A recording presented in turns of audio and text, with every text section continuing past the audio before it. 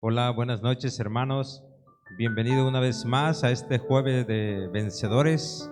Estamos aquí ante la presencia de Dios, invitándolos a que nos acompañen en este nuevo aprendizaje de esta noche, ¿no? Primero vamos a dar gracias al Padre por permitirnos llegar hasta su lugar, hasta su presencia esta noche. Padre, te damos gracias en esta noche, Señor. Hemos venido a ti, Señor, con un corazón abierto, con un corazón dispuesto, Señor, para aprender más de tu palabra, para comprender cada día, Señor, en venir a tu presencia, Padre.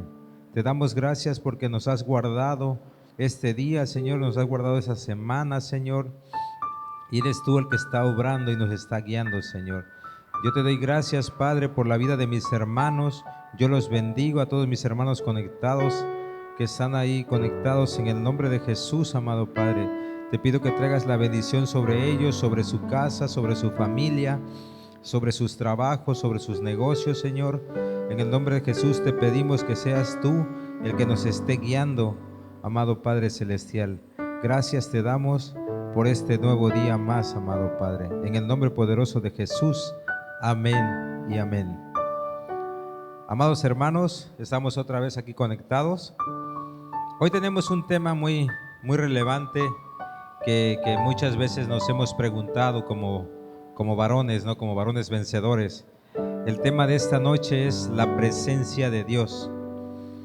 Vamos a ver también qué beneficios trae la presencia de Dios en nuestras vidas y también qué hace que la presencia de Dios sea quitada de nuestras vidas, o por qué Dios se aleja de nosotros, de qué manera es, ¿no? Vamos a empezar con una cita bíblica. Te pedimos, como todos los jueves, que si estás en tu casa hagas tus anotaciones para que posteriormente tú las analices. Recuerda que Dios habla cada día de diferente manera. El versículo que verás el día de hoy, probablemente el día de mañana te dé otra interpretación del Espíritu Santo, pero tenemos que tener en cuenta que Él es nuestro guía, ¿no?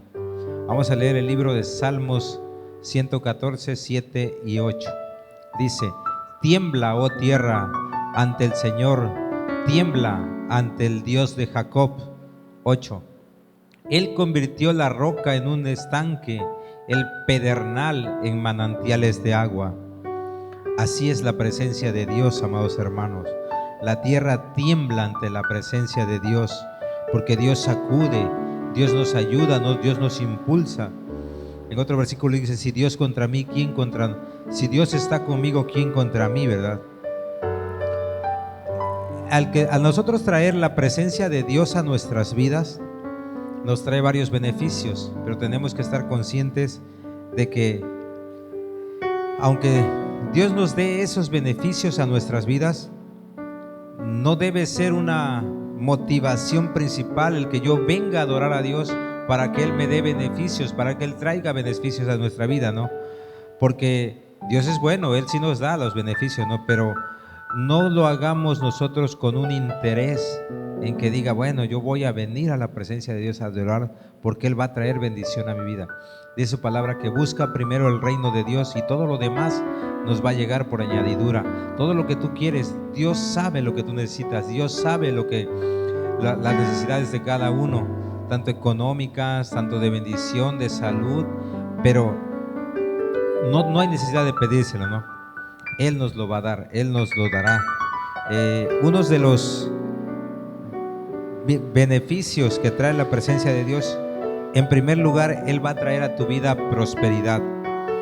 Y al hablar de prosperidad, yo quiero que tú veas, porque a veces se confunden y dices, bueno, somos prósperos, vamos a hablar de una prosperidad económica. Efectivamente, Dios la va a traer a tu vida, pero la verdadera prosperidad debe de ser la realización progresiva que Dios está haciendo, o la voluntad que Dios está haciendo en tu vida. Dios te lleva para bien. Dice su palabra que Él tiene pensamientos de bien y no de mal. Él tiene pensamientos para nosotros para bien. Y esa debe ser la verdadera prosperidad, ¿no? En cómo nosotros vamos avanzando en la voluntad de Dios. Cuando tú vienes a Dios y dices, Señor, hágase tu voluntad. Cuando tú estás orando, veíamos en las semanas pasadas que decimos, hágase tu voluntad. pero ¿realmente hacemos la voluntad de Dios? ¿Realmente nos sometemos a esa voluntad que trae Dios? Cuando nosotros aceptamos esa prosperidad, esa debe ser nuestra principal meta, que Dios haga y realice su voluntad en nuestras vidas. Y no va a ser de una manera rápida, va a ir de manera progresiva. Eso lo podemos ver cómo Dios estuvo trabajando en José. ¿No se acuerdan de José? De cómo José era el hermano menor de sus hermanos y Dios lo prosperó porque Dios estaba con él. La presencia de Dios estaba con José. En el libro de Génesis habla y menciona que en cada frase que estaba con José dice, Dios estaba con él, Dios estaba con José. El libro de Génesis 39, 2 al 4 nos narra una parte de esta historia de José. Nos dice, ahora bien, el Señor estaba con José y las cosas le salían muy bien. Mientras José vivía en la casa de su patrón egipcio. 3. Este se dio cuenta de que el Señor estaba con José y lo hacía prosperar en todo. 4. José se ganó la confianza de Potifar y este lo nombró mayordomo de toda su casa y le confió la administración de todos sus bienes. Cuando la presencia de Dios está en tu vida, tú serás prosperado, tú eres prosperado. Pero ¿por qué José era prosperado? Porque él hacía la voluntad de Dios, él estaba sujeto a la voluntad de Dios. Recordemos que era la historia de José el soñador. Él soñaba en una ocasión delante de sus hermanos y le decía, es que yo soñé que estábamos en el campo y hacíamos manojos, ¿no? Y mis manojos se elevaba por encima de todos sus manojos y los de ustedes se inclinaban ante mí. Y sus hermanos le tenían envidia y dice, bueno, ¿tú qué vas a gobernar sobre nosotros? Pero es que Dios le había dado un sueño a José de que él iba a gobernar sobre sus hermanos. Pero hermanos, yo te aseguro que si Dios le hubiera mostrado el camino que iba a tener José para poder llegar a ser prosperado como lo decía en su sueño, pues a lo mejor José hubiera renunciado.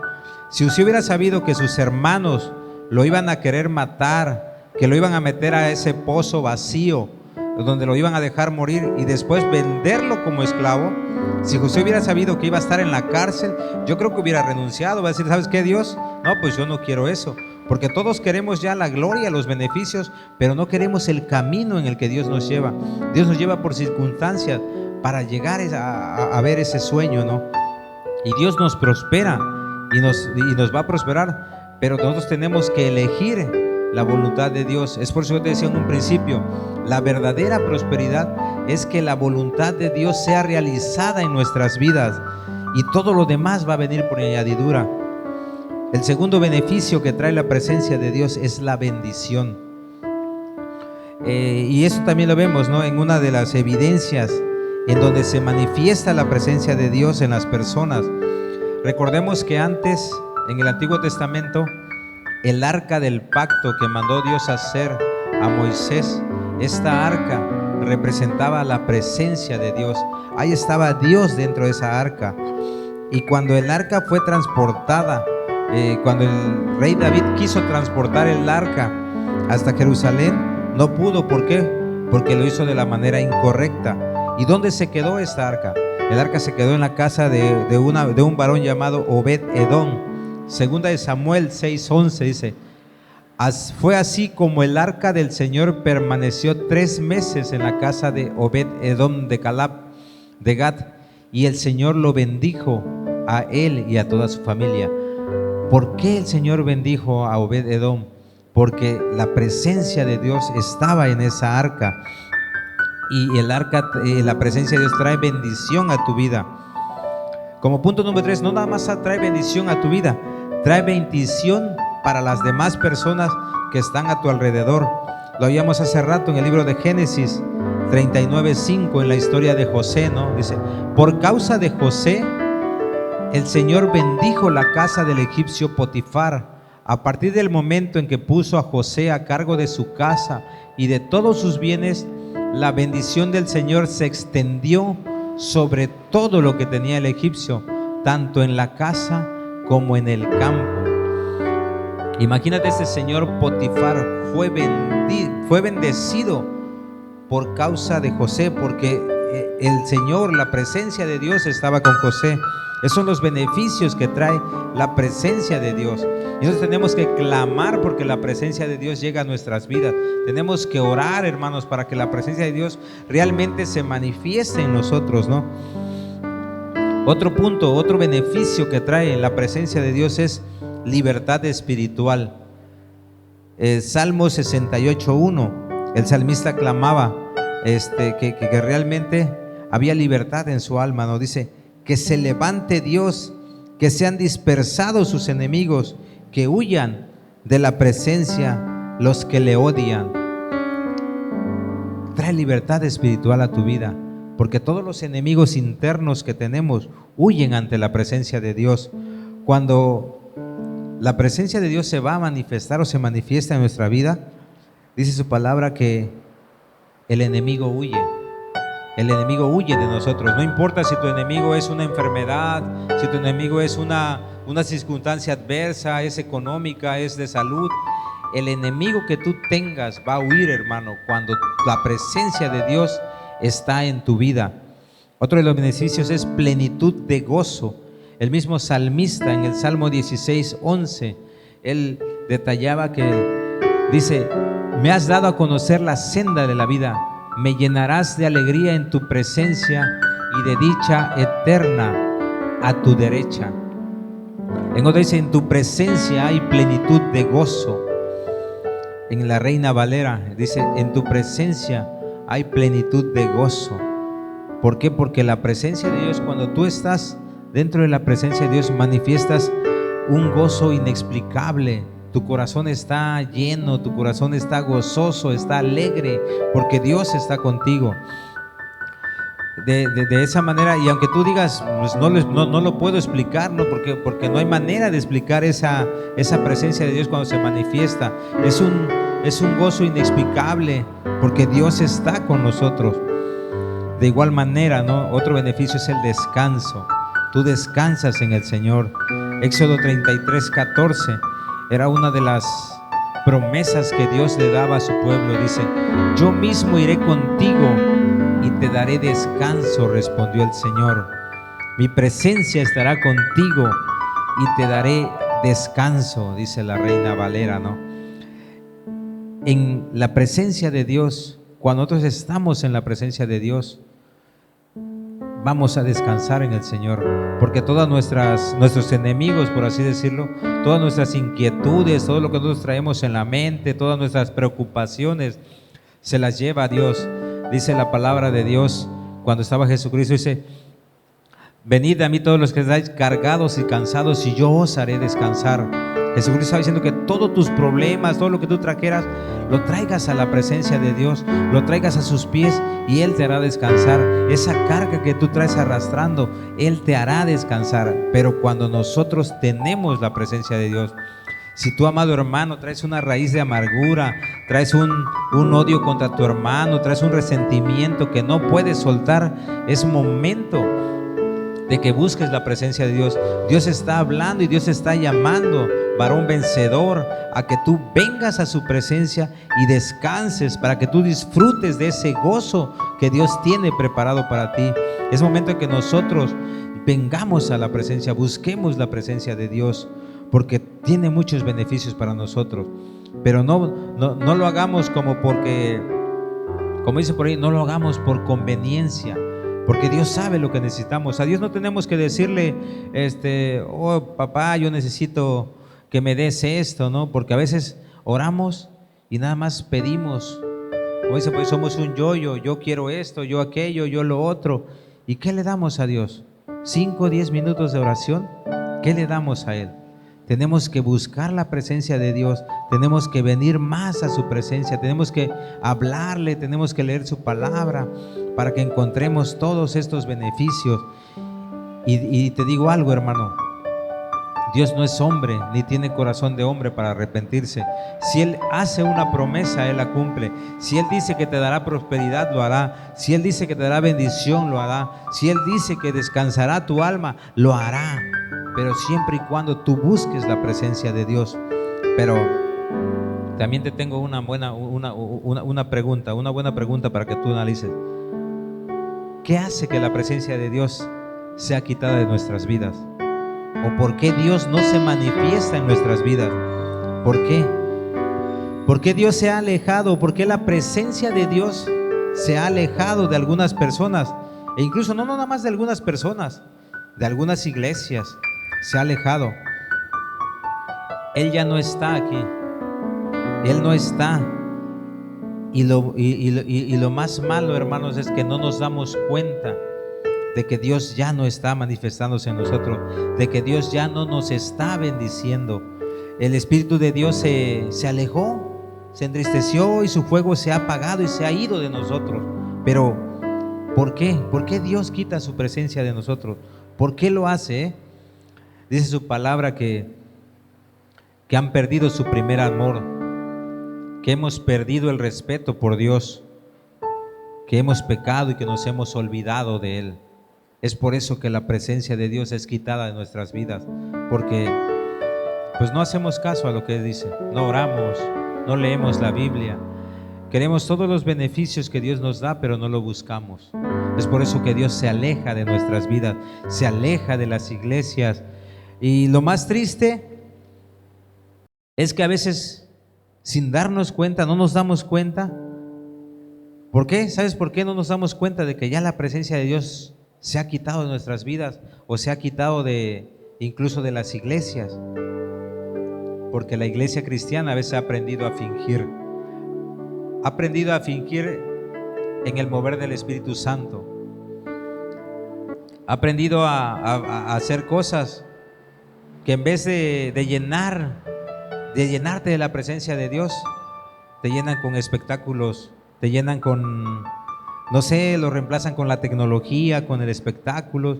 Incluso solamente hacen predicaciones a veces emocionalistas que te llegan al corazón, pero son palabras de hombre, no palabra de Dios. Buscan las cosas emocionales para tocar tu corazón o te manifiestan. Oíamos el domingo una prédica que nos dio el pastor y decía que en cierta iglesia hasta te hablaban al oído, porque si tú no hablas en lenguas es que no has recibido al Espíritu Santo en tu corazón. Pero a veces la presencia de Dios no nomás se manifiesta hablar en lenguas, a veces no puedes ni hablar o te desmayas, te caes, ¿no? Hay diferentes maneras de manifestarse Dios en tu vida, pero hay algunos que hasta te dicen al oído, te empujan, ¿sabes qué? Cáete, para que hacen un show. Quieren fingir que como ya no se ve la presencia de Dios en sus vidas, quieren fingir que Dios está actuando, que el Espíritu Santo está tocando, y hasta te empujan, te hablan al oído, cáete, o habla en lenguas, o repite esto, repite aquello. Y esa no es la presencia de Dios. Es por eso que Dios quita la presencia, se aleja de su vida, porque como dice su palabra, que han perdido el respeto por Dios. Creen que cuando una persona se cae, se desmaya, wow, ya está ahí la presencia de Dios. No, hermanos, tenemos que pedirle discernimiento a Dios para que Él nos lleve por el buen camino, Él nos guía. Dice en Apocalipsis 2, cuando el apóstol Juan le revelaba a Dios la forma en cómo las iglesias habían ido cayendo. Apocalipsis 2:4 le hablaba a la iglesia de Éfeso y le decía: sin embargo, tengo en tu contra que has abandonado tu primer amor. 5, recuerda de dónde has caído, arrepiéntete y vuelve a practicar las obras que hacías al principio. Si no te arrepientes, iré y quitaré de su lugar tu candelabro. 6, pero tienes a tu favor que aborreces las prácticas de los nicolaitas, las cuales yo también aborrezco. La iglesia de Éfeso era una iglesia que efectivamente estaba progresando, estaba creciendo, pero había abandonado, dice, su primer amor. Había abandonado de donde habían salido. Ellos empezaron otra vez a practicar cosas que hacían en un principio, ¿no? Ya no estaban dando realmente el evangelio, ¿no? Y Dios les hablaba y los exhortaba. Y no nada más es para la iglesia de Éfeso, es para ahorita, para las iglesias. ¿En qué iglesia estás tú? ¿Cómo está tu corazón? Si estás dentro, que has abandonado el amor de Cristo, que has abandonado tu primer amor cuando Dios te llamó, si tú has olvidado cómo el Señor Jesús dio su vida por ti en la cruz del Calvario, todos los beneficios que trajo, de qué manera nos regala la vida eterna. Si tú has olvidado eso, hermano, yo te invito que esta noche tú te unas a oración con Dios, tú llegues a una comunión con Dios, hables con el Señor, arrepiéntete, dice su palabra, arrepiéntete y vuelve a practicar las buenas obras. Hay otro ejemplo de por qué la presencia de Dios es quitada en el libro de Samuel 4, cuando el sacerdote Elí estaba él al frente del sacerdocio. Sus hijos de Elí eran unos hijos rebeldes, ¿no? O sea, y en ese tiempo la presencia de Dios fue quitada, incluso no nada más del pueblo de Israel. Ya no estaba en el arca del pacto, se fue quitada del arca del pacto. Así que cuando los israelitas salieron a enfrentar a los filisteos, ¿qué pasó? Fueron derrotados y el ejército regresó al campamento y todos los ancianos decían ¿qué había pasado, no? Dice primera de Samuel 4:3: cuando el ejército regresó al campamento, los ancianos de Israel dijeron: ¿por qué nos ha derrotado hoy el Señor por medio de los filisteos? Traigamos el arca del pacto del Señor que está en Silo para que nos acompañe y nos salve del poder de nuestros enemigos. Aquí hay algo bien interesante. Dice que fue quitada de Israel, ¿no? Y los ancianos sabían, ellos sabían que no habían sido derrotados por los filisteos. Dice: ¿por qué nos ha derrotado el Señor? No dijo ¿por qué nos derrotaron los filisteos? Dice ¿por qué nos ha derrotado el Señor por medio de los filisteos? Ellos sabían que la derrota venía por parte del Señor. El del Señor ya no estaba con ellos, pero volvieron a cometer un error. Creyeron que al traer el arca del Señor con ellos, al llevarla, porque se suponía en ese tiempo que la presencia de Dios estaba en el arca, era lo que Él le había prometido a Moisés, que Él iba a estar, y nada más entraba uno al lugar santísimo, el sacerdote. Pero como los sacerdotes, los hijos de Elí, eran desobedientes a la ley de Moisés, Dios se alejó de ellos, fue quitada de su presencia. Pero no se daban cuenta, porque dice: traigamos el arca del pacto del Señor que está en Silo. Pero ellos no se daban cuenta que aunque llevaran el arca, Dios ya no estaba con ellos, Dios no peleó por ellos.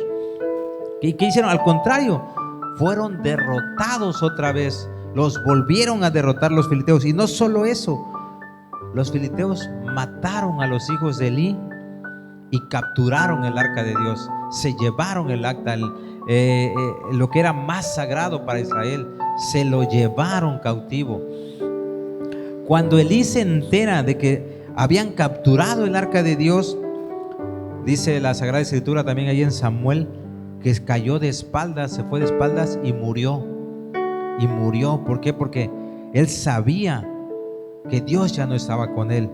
Y aquí el autor nos dice que a lo mejor Elí pensó y dijo: bueno, prefiero morir que vivir sin la presencia de Dios, porque se suponía que en el arca estaba la presencia de Dios, y al haber sido capturada ya no iba a estar Dios con ellos. Así que el sacerdote le dijo: prefiero morir que vivir sin la presencia de Dios.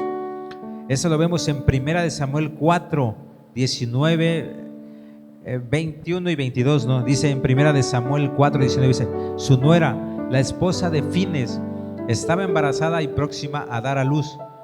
Cuando supo que el arca de Dios había sido capturada y que tanto su suegro como su esposo habían muerto, le vinieron los dolores de parto y tuvo un alumbramiento muy difícil.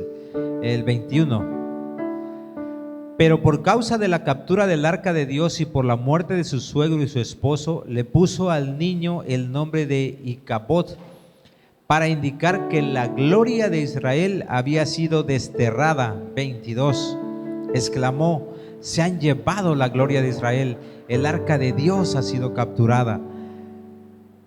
¿Por qué?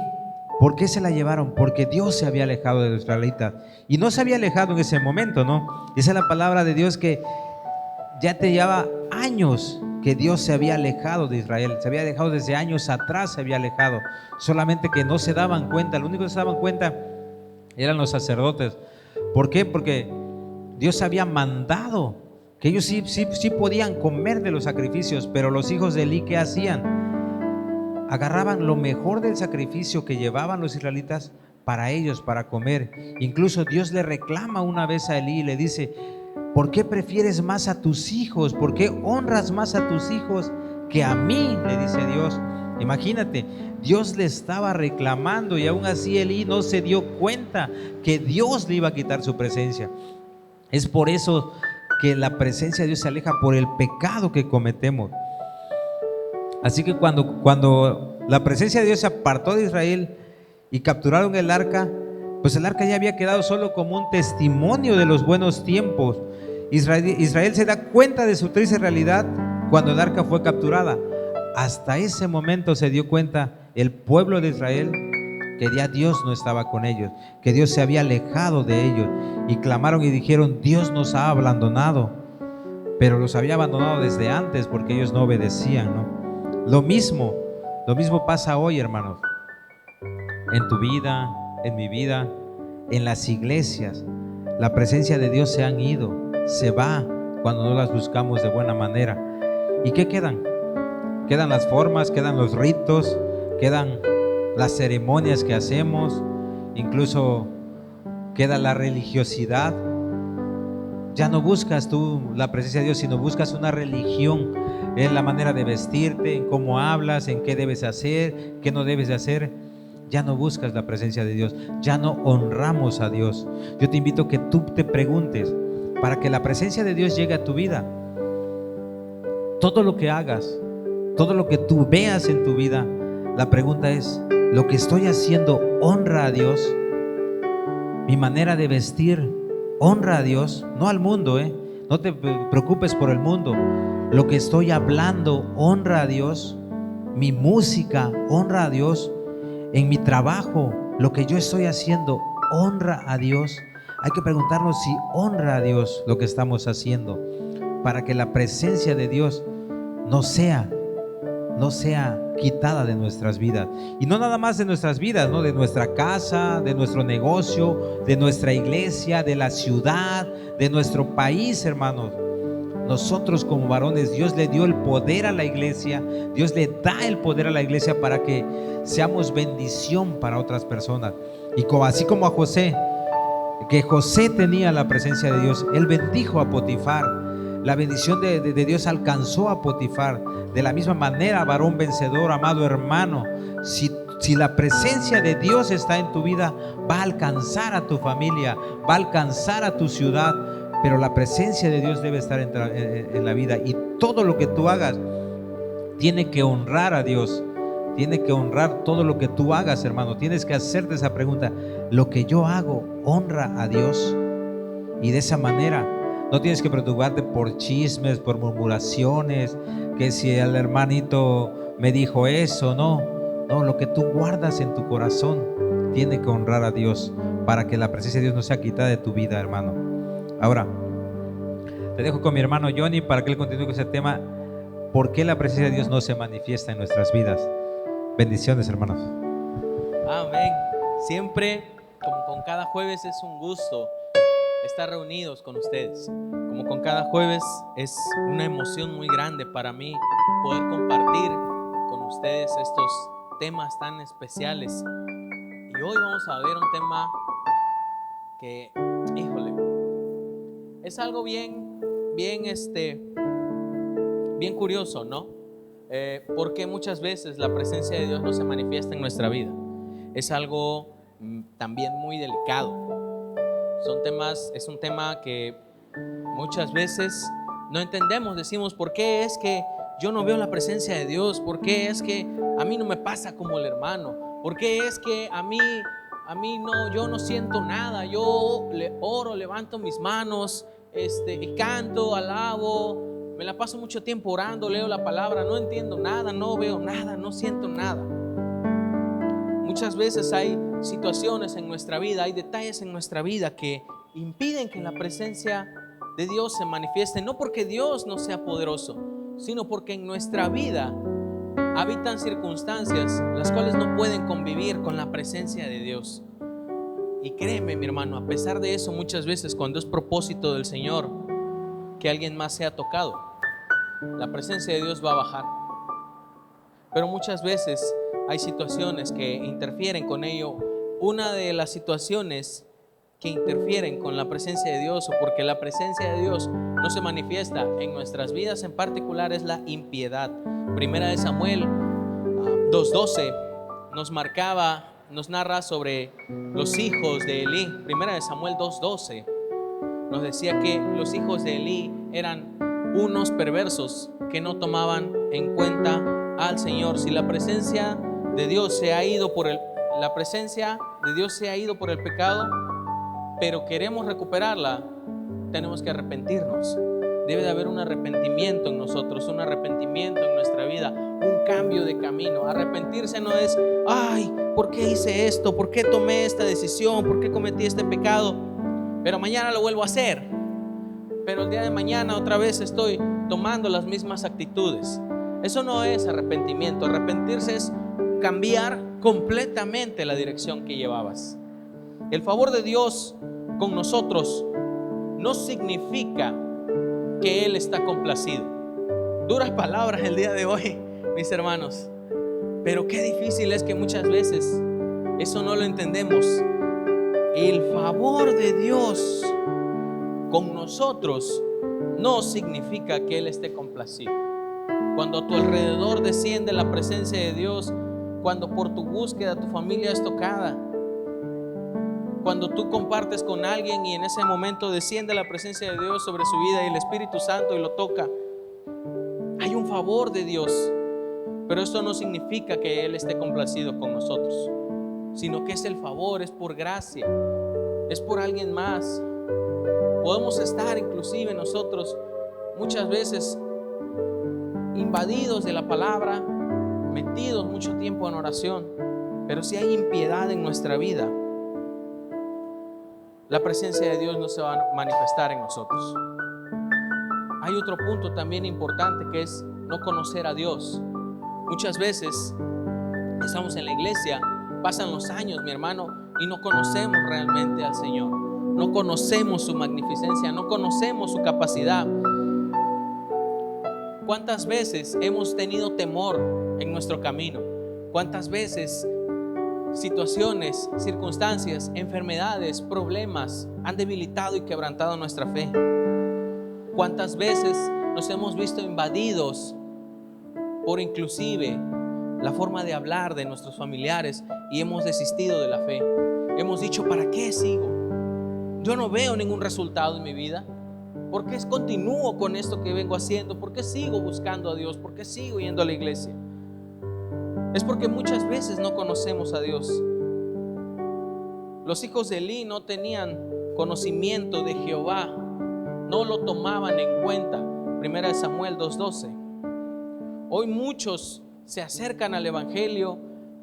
Muchas veces pasamos mucho tiempo sentados en una banca, sentados en una silla, escuchando el mensaje, yendo domingo con domingo consecutivo a buscar de la presencia de Dios, pero no nos tomamos el tiempo de conocer a Dios. No nos tomamos el tiempo de conocer realmente quién es Dios, cuál es la figura de Dios en nuestra vida. Muchas veces inclusive tomamos la figura de Dios como una figura equivocada, como una figura de castigo. Consideramos a Dios aquel que está con el látigo esperándonos que le pidamos perdón, y no sabemos también que realmente Dios es un Dios lleno de amor, lleno de gracia, lleno de fidelidad para tu vida. Y eso es lo que hoy como varones tenemos que entender, que tenemos un Dios que cumple sus promesas, que no ha cambiado, que Él sigue siendo fiel, que Él, a pesar de las tribulaciones, a pesar de las circunstancias, Él va a estar de la mano contigo. Dios no promete que va a haber tranquilidad en nuestra vida. Dios no nos promete que va a haber completa serenidad, que los problemas se van a ir. Él promete estar de la mano con nosotros. Aunque ande en valle de sombra y de muerte, tú estarás conmigo. No dice, estás conmigo y no paso por el valle. Aunque ande en valle de sombra y de muerte, tú estarás conmigo. Tenemos que conocer a Dios. Tenemos que pasar tiempo a solas con Él. ¿Por qué no conocemos a Dios? ¿Por qué no oramos? ¿Por qué no buscamos de su palabra? ¿Por qué no pasamos tiempo con Él a solas? ¿Por qué no caminamos con Él? Caminamos de la mano de la incredulidad, de la mano de la infidelidad, de la mano de la mentira. Caminamos de la mano de todo menos de la mano de Dios, mi hermano. No nos tomamos el tiempo de tomarnos un café con Jesús. Job 42:5 dice: de oídas te había oído hablar de ti, pero ahora te veo con mis propios ojos. Tomarse un café con Jesús. ¿Cuántas veces nos tomamos el tiempo de irnos a tomar un café, irnos a comernos una torta, como decimos aquí en México, comernos un pollito con alguien, platicar temas que a lo mejor a ti te conmueven o a la otra persona, y no nos tomamos el tiempo de pasar con Jesús un momento?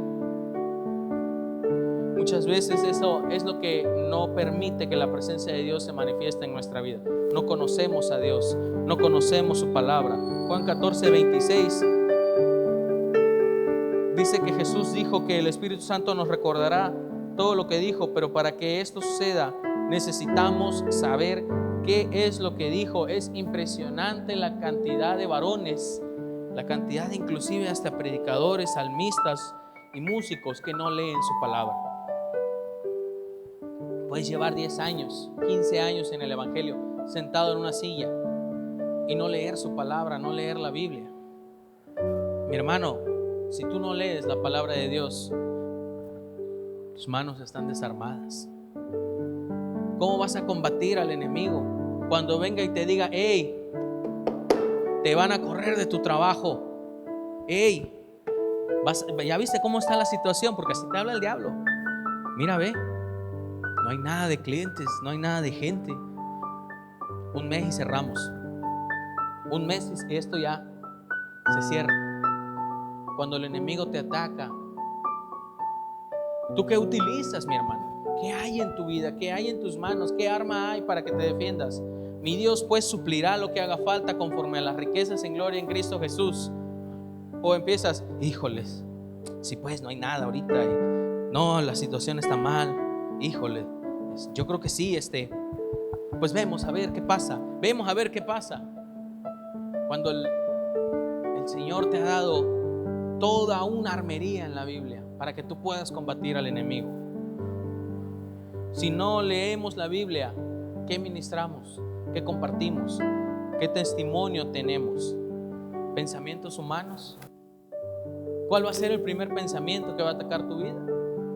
En enfermedad, en angustia, en escasez, ya todo está perdido. No voy a poder hacer nada, no lo voy a lograr. Porque el enemigo de eso se encarga, de confundirnos.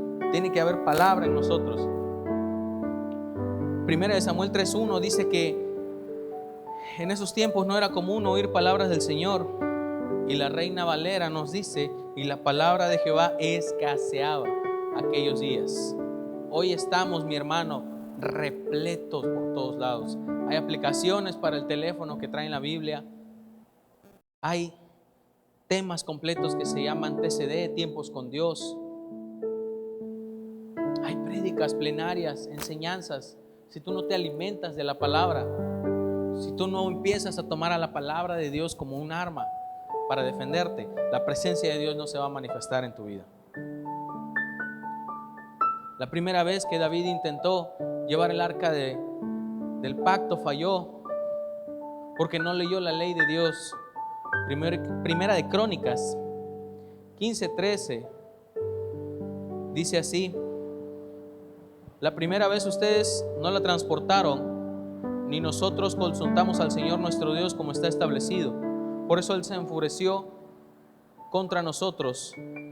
¿Cuántas veces hemos cometido errores en toma de decisiones? Hemos cometido errores en nuestra vida por no considerar la palabra de Dios. ¿Qué es lo que la palabra de Dios te dice? Eso es lo más impresionante, mi hermano, que la Biblia tiene trascendencia.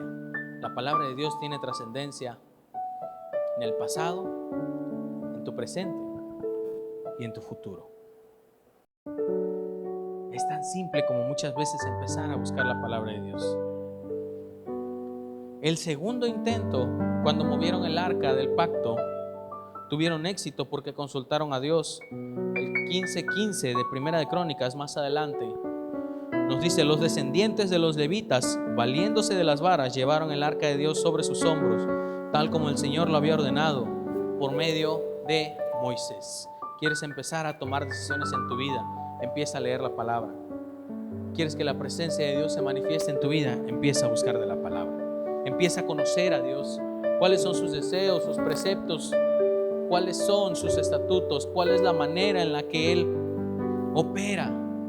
Es cierto que no podemos llegar a conocer completamente a Dios porque Él es infinito.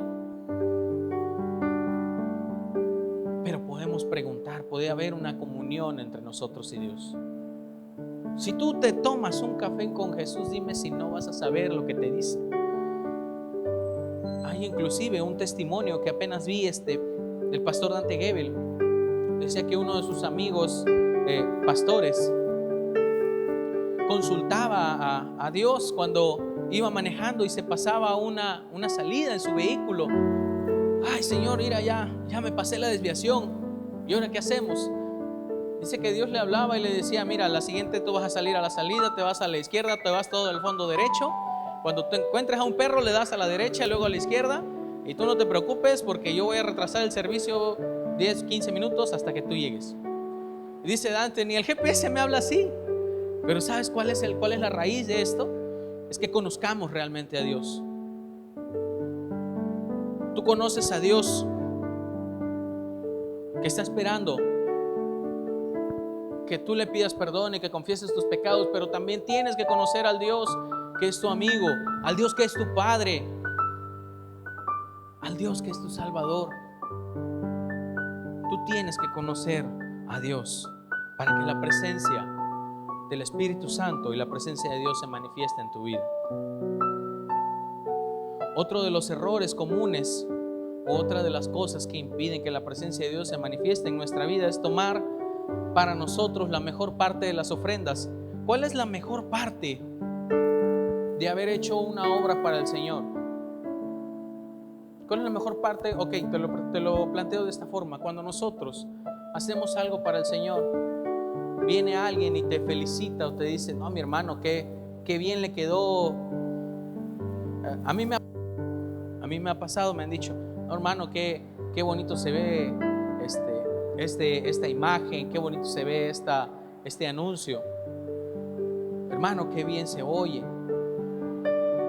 Sabes, yo trato siempre de decir: no, hermana, ¿sabe qué? O hermano, ¿sabe qué? Es que no lo hice yo, lo hizo el Señor. Pero muchas veces la envidia en nosotros, la soberbia, la vanagloria nos gana como varones. Porque como varones siempre estamos acostumbrados a ser competitivos, a competir entre nosotros, a ver a quién le dicen qué cosa le salió mejor. Y como varones podemos cometer este error cuando alguien te dice: oye, qué bien que lo hiciste. Gracias, es que sí, le he echado ganas, me he esforzado. Es que ya son varias veces que lo hago y sí, cada vez me sale mejor. O puedes decir: ¿sabes qué? No lo hice yo. La gloria es para Dios. La mejor parte de las ofrendas.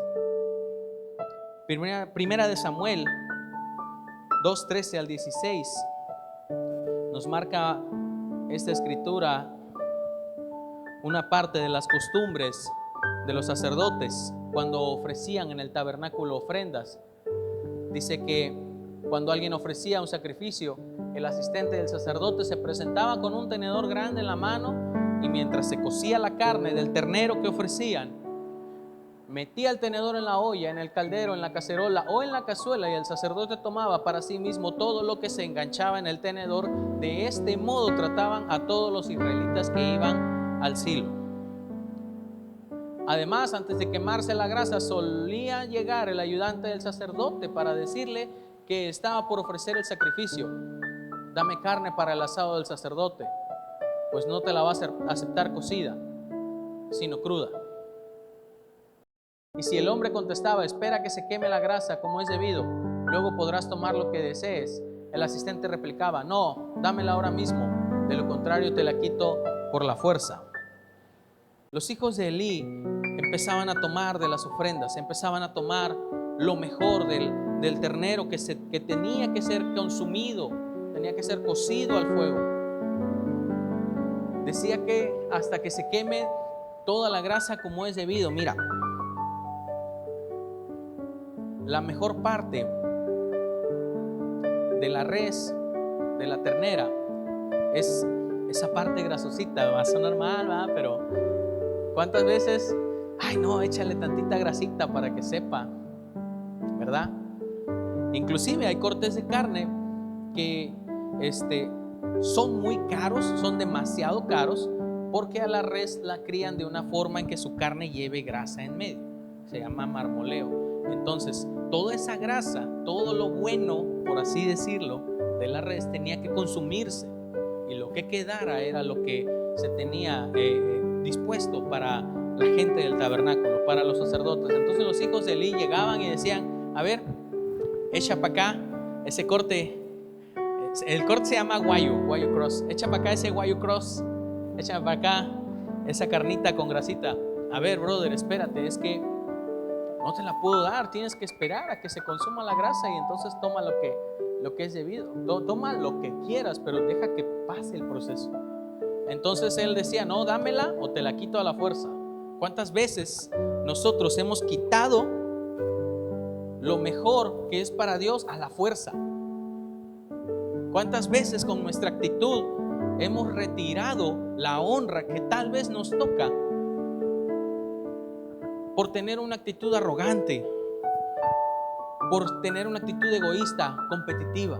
¿Cuántas veces en nuestra vida el Señor nos quiere bendecir, pero como nosotros ya tomamos para nosotros la honra de alguien más, la bendición ya no llega sobre nuestra vida? Tenemos que tener humildad, tiene que haber humildad en nuestra vida. Los sacerdotes tomaban para ellos lo mejor de las ofrendas en lugar de dárselo a Dios. Los hijos de Elí, la evidencia de un verdadero mover del Espíritu Santo es que el Señor sea glorificado. No hacer las cosas para nosotros mismos, no hacer las cosas en nuestra propia exaltación, sino todo debe ser para que el Señor sea glorificado. Jesús dijo que el Espíritu Santo lo glorificaría a Él. Jesús, que era el Hijo de Dios.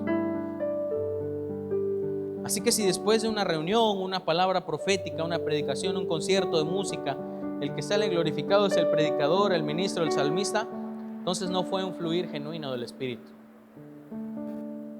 Si tú, después de haber entregado, varón, un trabajo, un servicio al Señor, tú dices: lo hice porque pues soy el mero mero y porque pues me la sé de todas.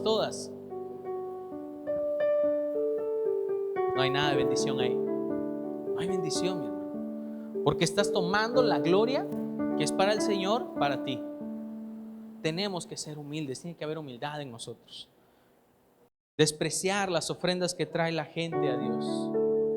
Cuando nosotros vemos que alguien está haciendo las cosas en sus propias fuerzas, con lo mejor que tiene, de la mejor forma que puede hacerlo, ve el hermano, ve cómo llega, ve, mira, llega a las carreras, ve el hermano, mira, se la pasa criticando a los demás.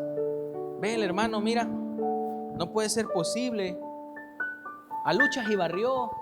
Tú no sabes si el hermano trae algún padecimiento de salud. No sabemos si el hermano tal vez está con todas sus fuerzas, viene saliendo, corriendo del trabajo.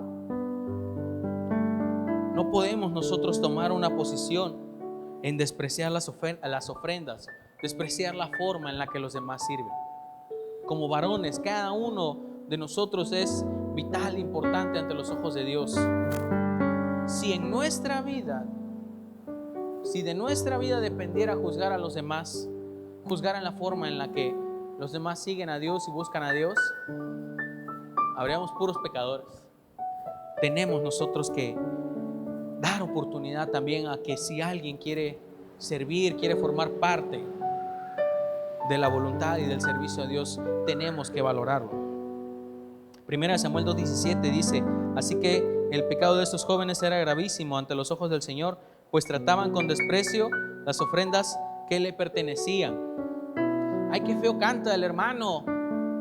Mira, ve, hermano, cállese. Está cantando feo. Cante bien. Es lo que Él puede hacer, es lo que Él puede dar. Tenemos que nosotros ser muy conscientes en esto. Y por último, bien importante, la inmoralidad sexual. Muchas veces queremos confrontar infidelidades, queremos confrontar la inmoralidad, pero no podemos porque también hay en nuestra vida. Tal vez tú me digas, oye Johnny, pero es que ¿sabes qué? Yo no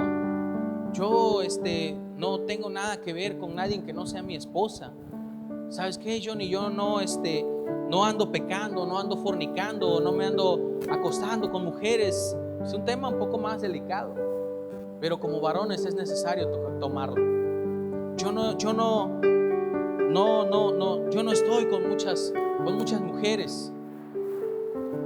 Pero ¿qué tal en tu teléfono? ¿Qué tal el WhatsApp?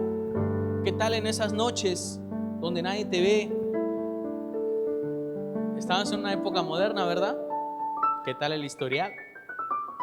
¿Cuántas veces se activa el modo incógnito en tu teléfono, en tu buscador? Tenemos que detener esa inmoralidad sexual. ¿Qué buscas? ¿Qué miras? ¿Cómo están tus búsquedas en Facebook, en YouTube, TikTok? Si hay algún varón que utilice TikTok, ¿qué es lo que más buscas? ¿Qué es lo que más ves? ¿Qué es lo que más habla tu teléfono de ti? La inmoralidad sexual no solo se limita a irse y formar parte de un acto sexual con una mujer, con una pareja. También implica qué es lo que tú buscas en lo privado, qué es lo que tú haces en lo privado, cuánto ventaja o cuánto espacio le dejas al enemigo tomar tu vida, inclusive a través del WhatsApp. Que la compañera me mandó un mensaje de texto ahí con unas fotos comprometedoras. ¿Qué hay en tus galerías? Híjoles, no quiero pisar callos ni raspar muebles, pero mi hermano, tienes que cuidar mucho lo que entra por tus ojos.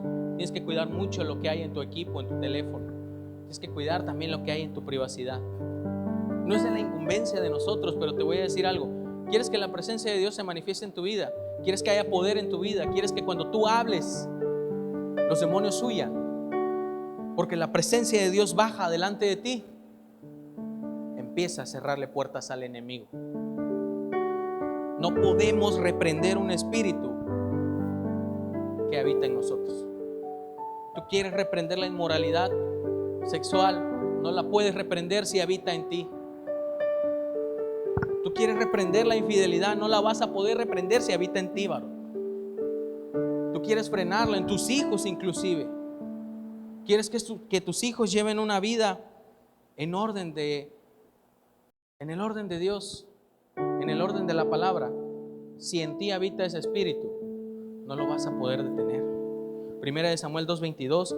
Elí, que ya era muy anciano, se enteró todo lo que sus hijos le estaban haciendo al pueblo de Israel, incluso que se acostaban con las mujeres que servían a la entrada del santuario. ¿Cuál fue la palabra que dijo Elí? Hijos míos, ¿por qué hacen esto? Mi hermano, en ti debe de haber autoridad, pero si en ti hay alguna de estas situaciones, no va a haber autoridad. Tenemos que ceder ante estas puertas del enemigo y cerrarlas.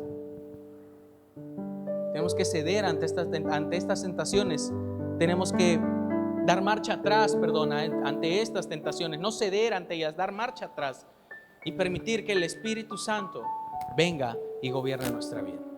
Le doy paso a mi hermano Isaías, porque siento que he hablado mucho.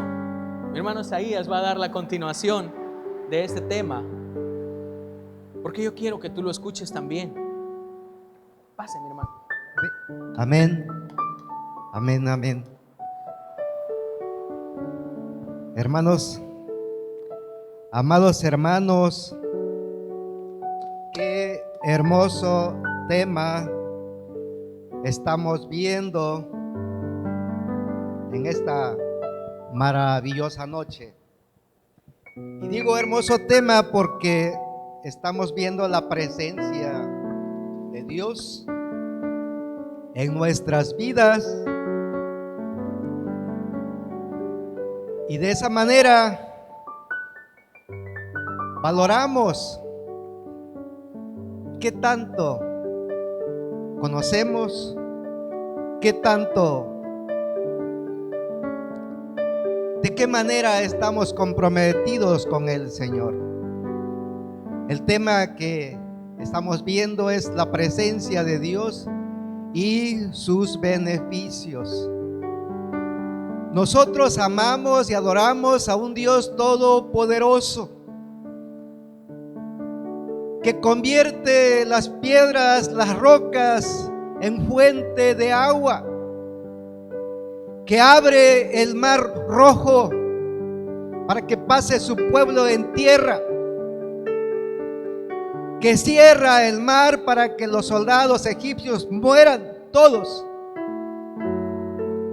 que permite que su siervo Josué diga a sol: detente. Y Dios le oye y el sol se para casi un día completo. Hermano, hermana, este Dios maravilloso es el que amamos y adoramos. Y en esta noche vamos a continuar con esta palabra del libro de Samuel, capítulo 2, donde estamos viendo ya de cómo estamos hablando del monte de Silo, donde estaba el santuario del pueblo de Israel y donde estaban como sacerdotes los hijos de Elí, que entre otras cosas pecaron gravemente contra el Señor. Y por ese pecado que cometieron, que fue supremamente poderoso, fuerte contra el Señor, que hubo años en que la palabra de Dios no se manifestaba en Silo, en Israel, y menos con Elí, que era el sumo sacerdote, pero que ya estaba anciano, muy viejo, y quienes gobernaban eran sus hijos y que estaban como jueces. Por eso el Señor, por esa rebeldía de los hijos de Elí, que ya mi hermano Merced, que ya mi hermano Johnny han comentado, del pecado garrafal que cometieron ellos en contra de las ofrendas del Señor, de que los sacerdotes tomaban de lo mejor, de la carne, de la grasa, sin esperar el ritual que era tomar ellos para su alimento después del holocausto, después del sacrificio, después de la ofrenda al Señor, a nuestro Dios Jehová de los ejércitos. Y todavía más pecaban contra las mujeres que venían a dormirse al santuario cuando había fiestas en Silo. Recordemos que anualmente habían varias fiestas y todo ese servicio, ese evento ritual se hacía en Silo. Y no había palabra del Señor en Elí como sumo sacerdote, en sus hijos menos, porque no conocían al Señor. Y por esa razón pecaron grandemente. Y por esa razón el Señor los condenó a morirse. Esa fue la palabra que el Señor le confirmó al niño Samuel cuando dormía en el tabernáculo o junto al tabernáculo en la casa de Elí.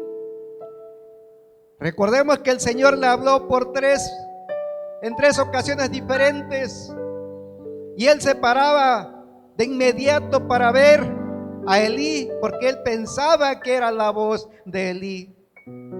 Y Elí le decía: no te he llamado, hijo, ve y duerme. Pero a la tercera vez, Elí entendió que Jehová quería hablar con el niño y le dijo: ve y acuéstate. Si oyes la voz, contesta, habla, que tu siervo oye.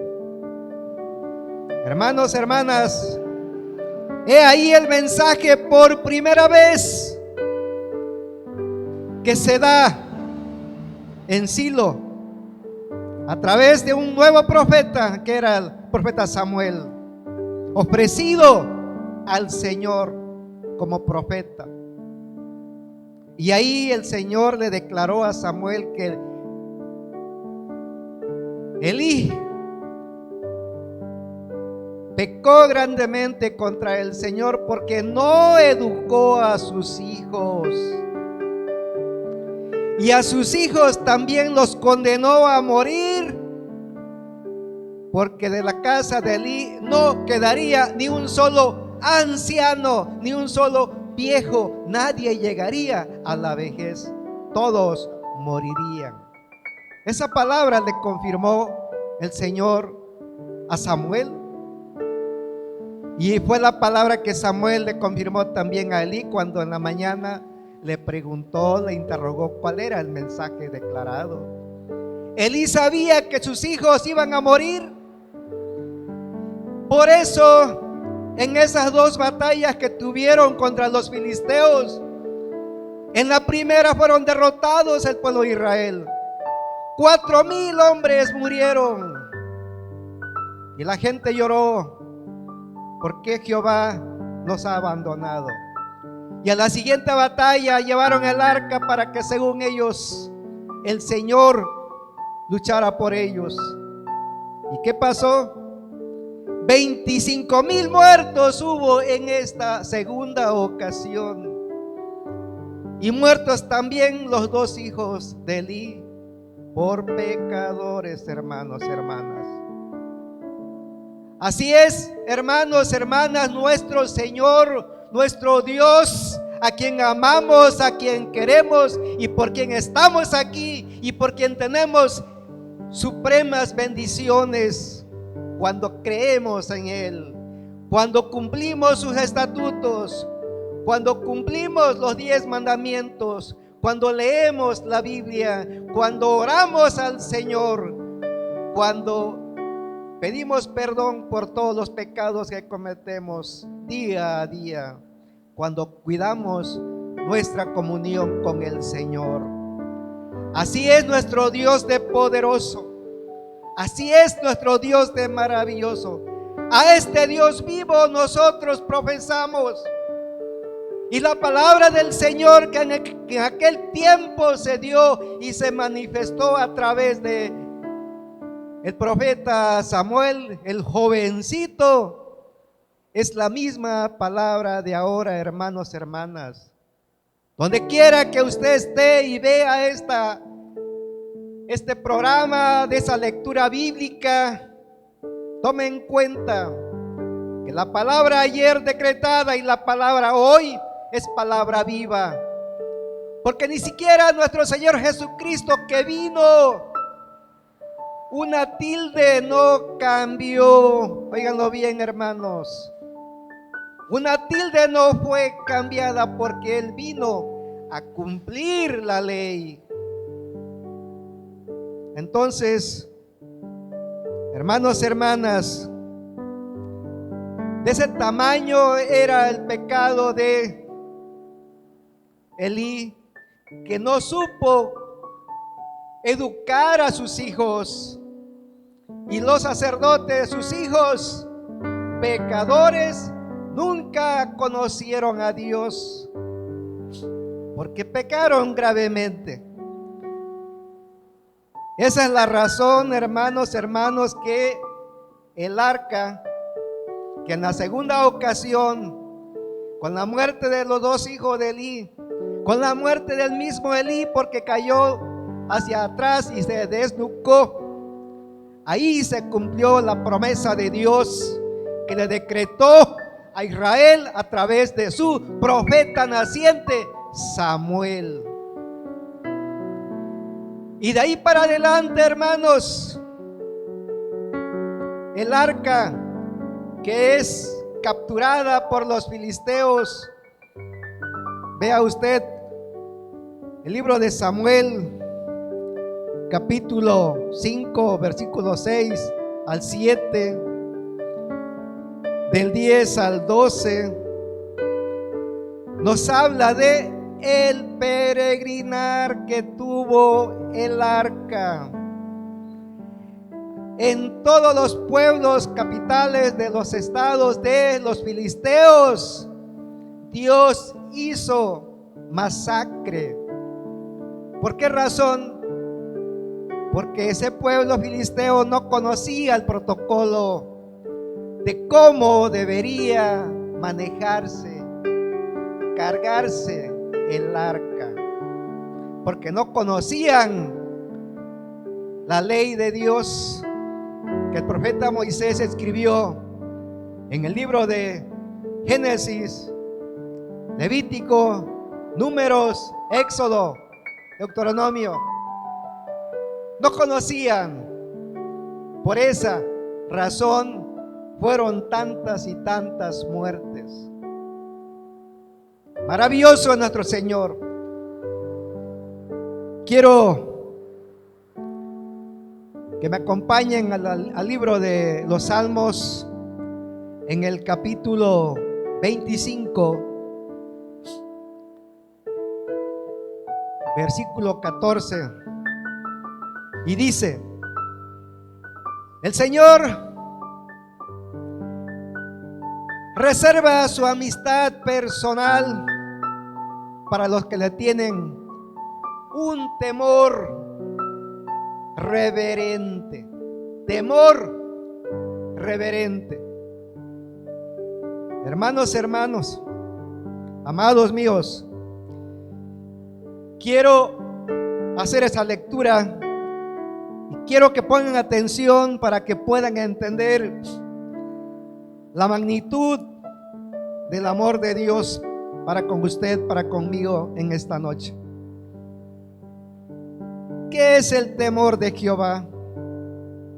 La Biblia hace referencia en muchas ocasiones de personas que tienen temor de Dios y de otras que no tienen ese temor. Es decir, viven sin Dios.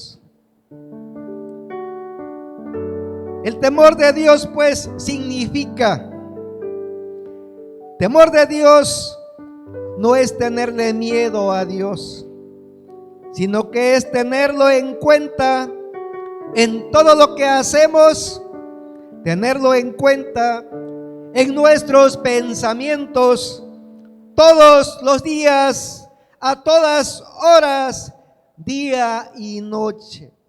Tenerlo en cuenta en lo que creemos, en lo que decimos, es decir, en lo que hablamos. El temor de Dios es la presencia de Dios con nosotros. Podemos decir que es el Espíritu Santo morando en nosotros mismos. El temor de Dios es una forma de vivir, es un pensamiento, una forma de pensar y decir las cosas. Es un comportamiento, una conducta, un sentimiento, una seguridad de plena confianza en Él, que invade y siente el cuerpo y el corazón del creyente. Temor de Dios es creer las señales y maravillas que se cuenta de un ser supremo, todopoderoso, que hizo en Egipto, que dio de comer maná a su pueblo por 40 años, que con asombroso poder abrió el mar Rojo y el río Jordán para que pasara su pueblo en tierra seca, que hizo descender fuego del cielo para castigar a los impíos. El temor de Dios es el resultado de creer que Dios es el único Dios del universo, que no hay otro, y que todas las acciones que realizamos tienen consecuencia. Óigalo bien, hermano, frente a Él, para bien y para mal, ante los ojos de Dios. Y vea, hermano, hermana, lo que dice Gálatas, el libro de Gálatas, capítulo 6, versículo 7. No os engañéis, Dios no puede ser burlado, pues todo lo que el hombre sembrase, eso también segará. ¿Qué quiere decir esta palabra, hermano, hermana? Que lo que usted siembra, lo que usted siembre, eso va a cosechar hoy y siempre. Hoy hay muchos que se dicen ser cristianos, óigalo bien, hermanos, pero llevan una vida desenfrenada, desequilibrada y degenerada por lo que ellos creen y dicen. Claramente nos damos cuenta que no tienen a Dios en su corazón, en sus vidas. No hay temor ni tienen temor de Dios, porque ellos no aceptan lo que la Biblia llama pecado. Y vea, hermano, hermana, lo que dice el libro de Romanos, el capítulo 3, versículo 18. No hay temor de Dios delante de sus ojos. Y el libro de Romanos 3:23 dice: por cuanto todos pecaron y están destituidos de la gloria de Dios. Para el Señor todos somos pecadores. Para el Señor no hay uno solo bueno. Para el Señor todos somos pecadores. Pero si tenemos la gracia del Señor Jesucristo, como dice en el versículo 24, que dice: siendo justificados gratuitamente por su gracia, mediante la redención que es en Cristo Jesús. Este es nuestro consuelo, nuestra salvación, porque con la sangre de Jesucristo somos salvos, somos perdonados, somos bendecidos y tenemos la promesa en Él de la vida eterna, hermanos. Pero vean, hermanos, que dice Primera de Pedro, capítulo 1, versículo 13. Por tanto, ceñid los lomos de vuestro entendimiento, sed sobrios y esperad por completo en la gracia que se os traerá cuando Jesucristo sea manifestado. En otras palabras, hermanos, hermanas, el Señor nos está diciendo que esperemos pacientemente en Él, guardando la normatividad de lo que Él nos está pidiendo, los 10 mandamientos, andando en sus caminos, guardando sus estatutos, porque si no, preparémonos para la segunda venida. El Señor Jesucristo ya no vendrá como la primera vez, ahora vendrá a hacer justicia, a hacer cuentas para aquellos que guardaron la santidad ante Él y esperaron. Porque así como dice la palabra del Señor, que le dijo a su hijo: siéntate a mi diestra y espera, mientras pongo a tus enemigos por estrado de tus pies. Si el Señor Jesucristo está esperando este momento allá en el cielo, a usted y a mí, hermanos, la palabra hoy nos recuerda que debemos cuidar nuestra vida de oración, leyendo la Biblia, cuidando nuestra relación, nuestra comunión con el Señor Jesucristo, para que seamos levantados y alzados, escogidos por Él en la segunda venida. Hermanos,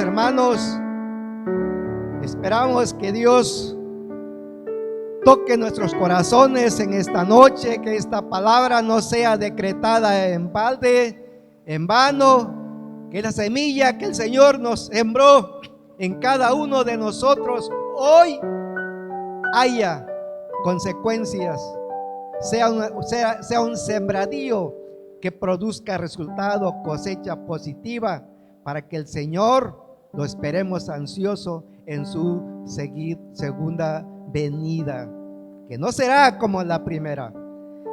Hermanos, les agradecemos a todos los que estuvieron conectados en este servicio.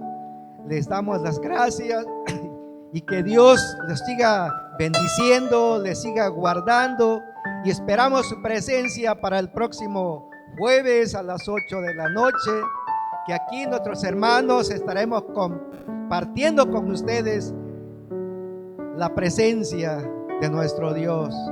En el nombre de Jesús, amén y amén.